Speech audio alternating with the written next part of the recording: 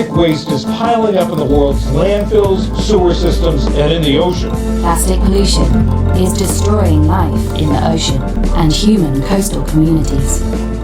We see plastic everywhere.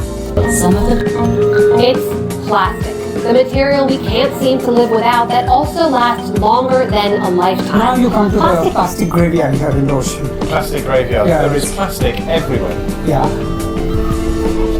It's a disgrace for mankind, I think, that you find this in animals. The plastic we discard ends up on our plate. It's entering our body.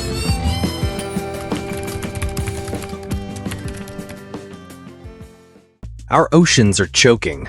Trillions of pieces of plastic, from massive ghost nets to microscopic fibers, are poisoning the water, killing marine life, and entering our own food chain.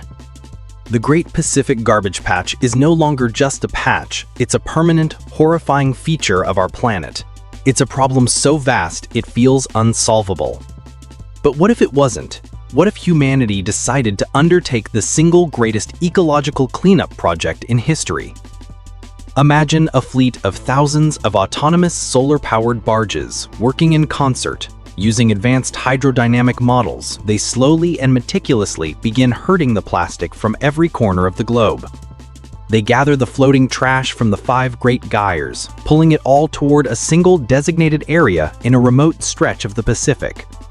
Over a decade, something incredible takes shape. The scattered plastic waste coalesces, forming a massive, semi-stable artificial landmass, the plastic continent. We've done it. The oceans are finally pristine, marine life begins to recover, and humanity now has a centralized plastic mine to recycle for generations. We cleaned the planet. But while we were cleaning the plastic, we ignored the other crisis we'd created. And the very storm we fueled with our warming climate was about to turn our greatest solution into our final apocalypse. This is the Reality Prism, and today we're exploring the terrifying connection between plastic pollution and climate change. As we were building our plastic continent, the oceans were getting warmer. Warmer water acts as high-octane fuel for storms, giving them more energy, more moisture, and more power than ever before. Climate scientists had warned of a new class of storm, a Hypercane, with wind speeds and a ferocity that would make a Category 5 look like a summer shower. And in the warm waters of the mid-Pacific, one finally formed, a monstrous, swirling vortex of unimaginable power. Its path was random, unpredictable, and aimed directly at the heart of our proudest achievement. When the Hypercane hit the plastic continent, it didn't just break it apart. The storm's 300-mile-per-hour winds and colossal waves acted as a planetary-scale blender. It didn't scatter the plastic, it pulverized it.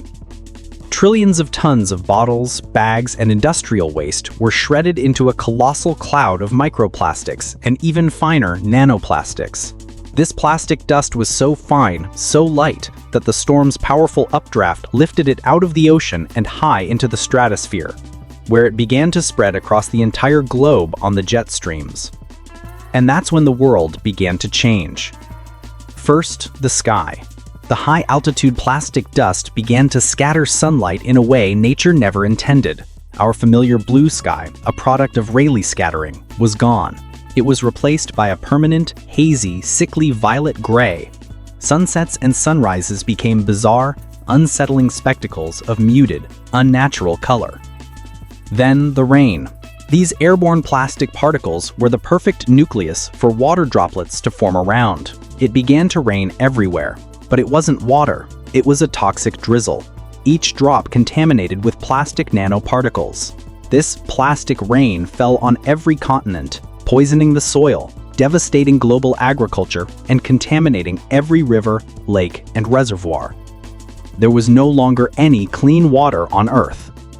Finally, the heat, the ultimate irony.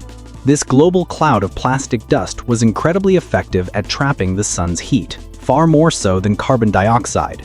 The very act of cleaning the plastic, when combined with a climate change-fueled storm, had triggered a new, unstoppable runaway greenhouse effect. Global temperatures didn't just rise, they spiked catastrophically. The solution to the plastic problem, destroyed by the climate problem, had become the cause of an accelerated, irreversible climate apocalypse. In our quest to fix one monumental mistake, we walked straight into another. We had the ingenuity to gather every piece of plastic from the sea, but we lacked the wisdom to see the interconnected nature of the crises we faced. We treated the planet's illnesses as separate problems, failing to realize they were all symptoms of the same disease. The story of the plastic continent is a thought experiment, but it's grounded in a terrifying reality. Our oceans are filled with plastic, and our storms are getting stronger. Perhaps our greatest challenge isn't solving one problem at a time, but finally understanding that on a planet this complex, everything is connected.